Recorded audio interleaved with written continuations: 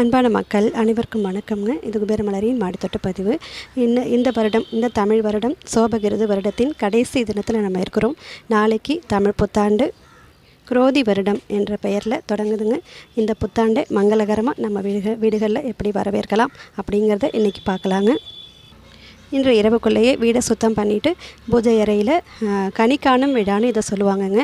முக்கனிகள் கிடச்சதுன்னா அதை வாங்கி வைங்க. இல்லை எது கிடைச்சாலும் வாழைப்பழம் கண்டிப்பாக கிடைக்கும், அதை வாங்கி வச்சுருங்க. அதுக்கப்புறம் உங்கள் வீட்டில் உள்ள தங்கம், வெள்ளி, பணம், நாணயம் இதில் எது இருந்தாலுங்க ஒரு சின்ன அளவு இருந்தால் கூட பரவாயில்லைங்க, பெருசாக தான் வைக்கணும்னு இல்லை. இந்த வருடம் பூரா நம்ம எதெல்லாம் பார்க்கணுன்னு நினைக்கிறோமோ அதை ஒரு சின்ன பிளேட்டில் எடுத்துக்கொண்டு போய் சாமிக்கு கீழே ஒரு பிளேட்டில் வச்சுருங்க. இப்போ நீங்கள் வச்சது எல்லாமே ஒரு கண்ணாடியில் தெரிகிற மாதிரி ஒரு கண்ணாடியும் வச்சுருங்க. காலையில் எழுந்தவுடன் முதல்ல போய் இந்த கண்ணாடியில் நீங்கள் வச்ச பொருளெல்லாம் பார்க்குற மாதிரி செய்யுங்க.